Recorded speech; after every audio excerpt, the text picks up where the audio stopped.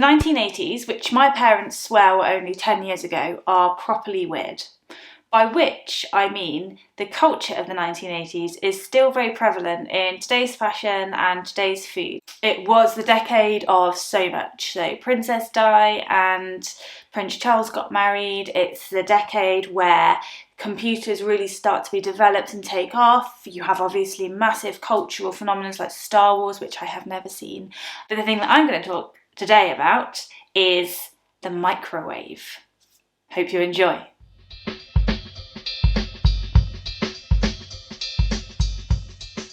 When I went to university for my Freshers' Week, we had to go as like a 1980s neon party one night, from which these beads are the only thing that remains. Everything else that I'm wearing is courtesy of my mum, who was a genuine sort of teen of the 1980s, teenager, early 20s of the 1980s. And I've definitely gone for a style that I think if I'd been at university when she was at university, she would have wanted to be my friend, which makes me feel quite weird because she's much cooler than I am. So this is very much out of my comfort zone, but very much in my mum's comfort zone, I think. More than the 70s, which is so very easy to mock, and even more than the 60s, which is overly romanticised, the 1980s feels like it inhabits this very weird in-between space in our cultural memory. On the one hand, it feels very close and almost very tangible, and I think that's because people who really remember and experience the 1980s as young people are still very much with us today. I can't think of a way that doesn't make it sound like I'm basically calling them old. I'm not calling you old.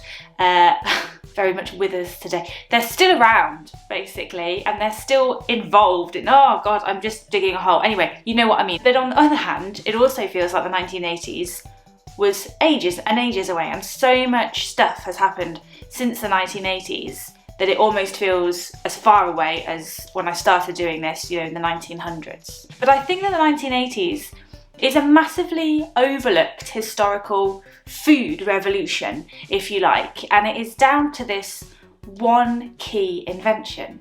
Yes, there had been convenience food before the 1980s, so the rise of pre-prepared meals like the Vesta meals of the 70s, they made it a lot easier for people wanting to feed their families or themselves, but you still had to heat an oven, put the meal in, and then wait for the 20 minutes, half an hour for it to be done. With the invention of this box that sat on your counter and emitted deadly microwave rays next to the kids' cereal, you could now have a full meal ready in 5 minutes. It was genuine convenience in the way that we think of convenience. It is fast food. In the 70s, not very many households would have had one, so they really come into their own in the 80s. And because they come into their own, there are myriad cookery books dedicated to this new style of cooking that crop up in this decade too. They range from the practical and more realistic pamphlets to the slightly more optimistic and ambitious tomes that basically promise the equivalent of 5-star dining restaurant meals. Which actually goes to show just how much cooking has changed by the 80s. Recipe books are not just for the housewife preparing a meal for her friends and family anymore. The microwave books, the quick, convenient, make what you can in as little time as possible meals, are being aimed not just at families on a time budget, but also students. They are aimed for the office, they are aimed for factory workers, cabin crews even sometimes had a microwave towards the end of the decade fitted on board. They are really for absolutely everybody who enjoys food, enjoys cooking, but maybe doesn't have the time or the means or the availability, the space necessarily if they're sharing a kitchen to do it all the time at an oven with work surface. So these cookery books show, I think, a shift in how cookery is changing in Britain and how it's being marketed and how people are eating as well. And yes, the microwave's primary function is to reheat or defrost, but some intrepid, dare I say insane authors wanted to push that function further. Why stop at defrosting one chicken breast when you could make an entire roast dinner for a family of 4? Would you? Could you? These were not the questions that was asked at the publishing house when they were coming up with the idea of a book of microwave recipes. It was an era of excitement and adventure, fearlessness and food poisoning probably. But the point is, people weren't stopping to ask, should we do this? The idea was we can do this. And in this market entered Sonia Allison with probably the most depressing book of the series so far, Microwave for One. Published in 1987, it draws on Sonia's other previous books where she talks about microwave cookery, which does beg the question, how many cookery books on the microwave can one author publish before they're just taking the piss? But she did it anyway, and this time it was marketed at Singleton's. And the reason why I've picked this one is because I don't really hold out very high hopes for this. Don't plan on making more than one portion, and the maths is already done for me in this cookery book compared to other microwave cookery books at the time. Her book has 7 sections, ranging from bits and pieces, which is where my starter for today has come from, to poultry and game. Yes, apparently you can do rabbit in the microwave, and pasta and even fish. But since the worst people, the worst of humanity, cook fish in the microwave, I've decided to steer clear of that particular section. The worst. If you're one of those people in your office bringing your salmon into the office and putting it in the microwave, everybody in your office hates you. Hates you. Alison's book also follows a pretty baffling method to determine how difficult each recipe is. So you have some things that are classed as a doddle, you have some things that are classed as a little bit tricky. I don't know how to rank those things. Is a little bit tricky one up from a doddle, or is it several up? You then have some things that are classed as very time consuming. How time consuming? Sonia, it's a book about the microwave. For me, 10 minutes is time consuming when we're dealing with microwave cooking. And then some recipes are classed as attention seeking. So who knows how long this episode is going to be, because it doesn't actually give me any information other than Sonia was absolutely on one when she clearly wrote her whatever, second, third, fourth microwave cookery book by 1987. Anyway, wish me luck as always as I delve into the 1980s. To make Californian tofu salad, you will need a tablespoon of olive oil, 150 grams of tofu, 5 or 6 capers or olives, half a teaspoon of sugar, 2 tomatoes, 2 spring onions, half a teaspoon of garlic salt, half a teaspoon of onion granules, the juice of half a lemon, a sprinkle of salt. Slice and dice the tomatoes and set to one side. Roughly chop the spring onion. Cut the tofu into squares and place in a microwavable bowl. Add the tomatoes and spring onions to the bowl along with the oil, salt, garlic salt, onion granules and sugar. Squeeze over the lemon juice, stir and cover with cling film. Pop into a microwave and set to defrost and cook for 3 minutes. When done, chill for 2 hours. To serve, top with the capers or olives.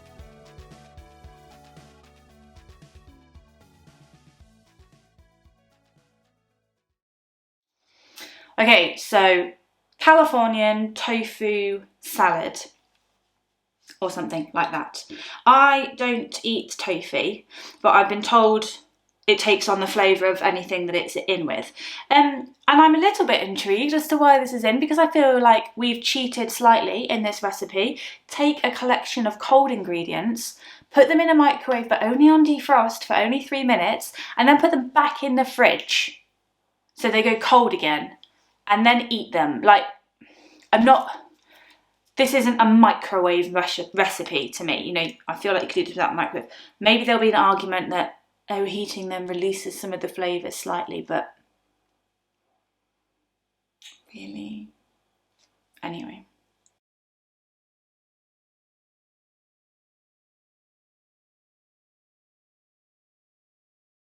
Do you know, it's very nice,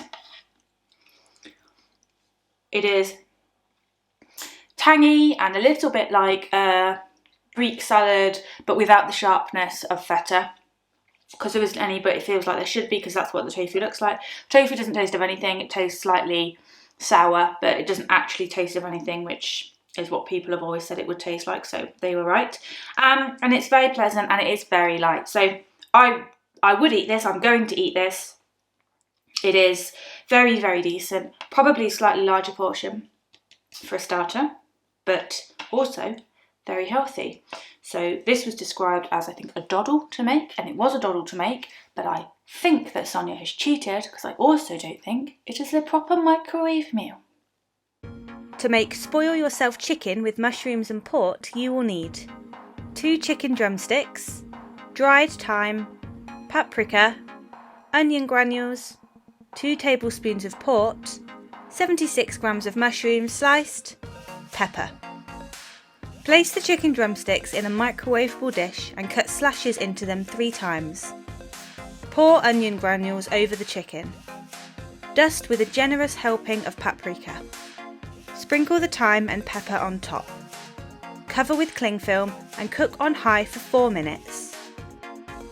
Remove from the microwave and add mushrooms. Pour over the port and return to the microwave for another 2 minutes.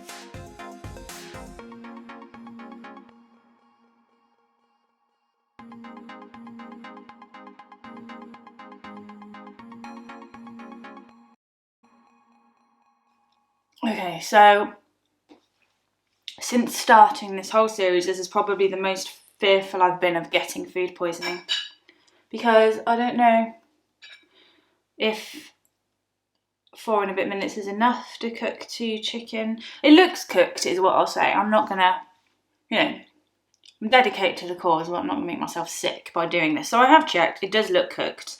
The skin looks crispy, but it's not. That's the coating that makes it look that attractive sort of brown colour, but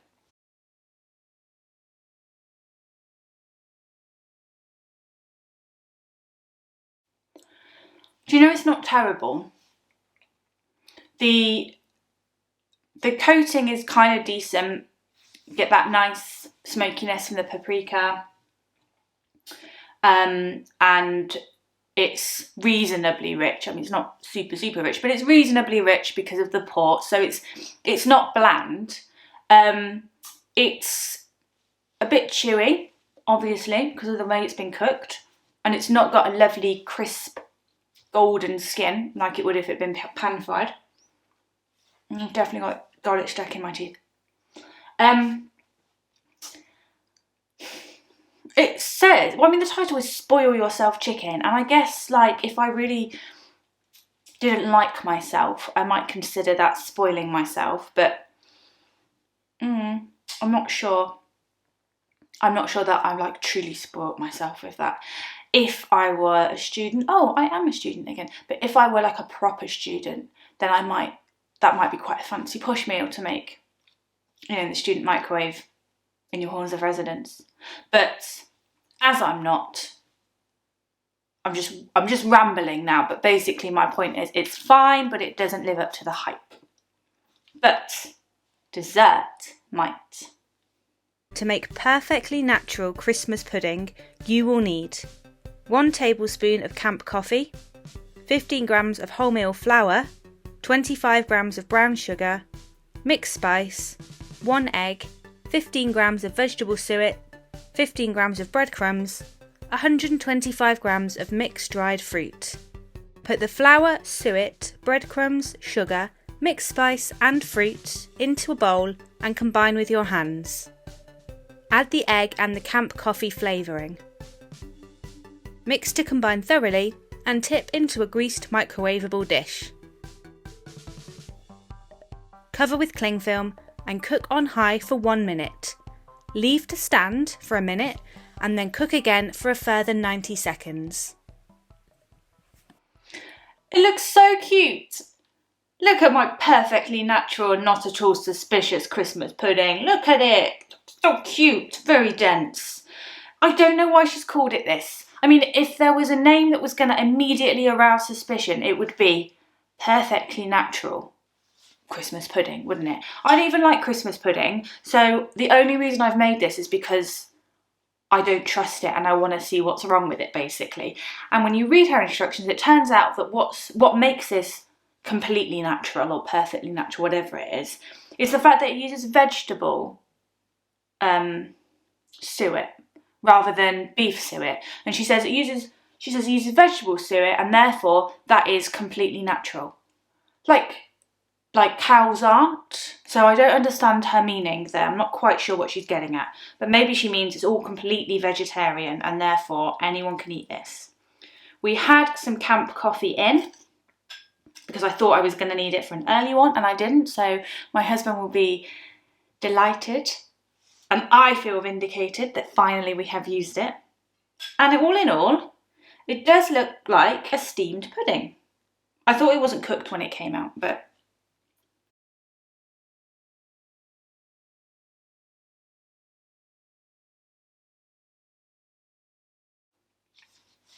that's actually really good. I don't like Christmas pudding at all. And that is not a bad... That's actually really good. That's just a steamed pudding. Cheap steamed pudding. But, you know, a steamed pudding, it is nice and sweet. It's got that very molassesy, treacly, because of the dark sugar. So that's the kind of sweetness that you're getting. You're not getting this... I'm for whatever reason I feel like high-pitched sweetness that you get from custard sugar. This is like baritone sweetness, like bass sweetness. And then you've got the raisins, the fruit, which are still quite plump. I think they've not dried out, so they're still quite fruity and juicy. And then a slight, almost bitterness maybe, right at the back, which I think is from the camp coffee, but it's not overpowering. It's just like another flavour profile layer in the melody that's going on. I'm going to stop now because I don't sound like an arse, but you know what I mean. It's like lots of things that are going on and they're actually working very nicely together, and that's very, very decent. And I don't like Christmas pudding, but my husband does like Christmas pudding, so he's going to eat the rest of that and actually enjoy the rest of that, I'm absolutely sure. So all in all, really not a bad show for a 3-course meal from a microwave. Admittedly, the first course didn't need to use the microwave, I still stand by that. But the second course, absolutely fine. Not quite spoil yourself, but I would maybe call it totally fine chicken. Then the dessert, brilliant if you like steamed pudding with fruit. Absolutely. And time saving, like really good. Don't know that it would work for a bigger one. I think the secret to it is in its small, compact size. But if you give it a go, let me know. Thank you so much for watching, and join me for the last ever episode in Ellie Eats, where somehow I'll be cooking the decade of my birth. Join me next time. Thank you very much.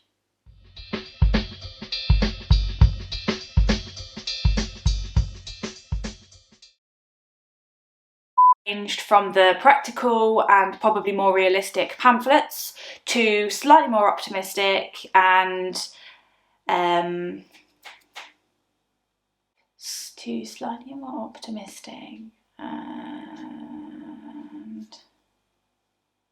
what's the word? Hey Google, what's the word for when you are very wanting like a promotion at work, or you want to do something better than what you can do it at the moment? Sorry, I didn't understand, but I found something else. Do you want to know what a promotion opportunity is? No, thank you. Ambitious. What was my sentence? This is the definition of ambitious. No, it's okay, thank you. Stop. Hey Google, stop. Thank you.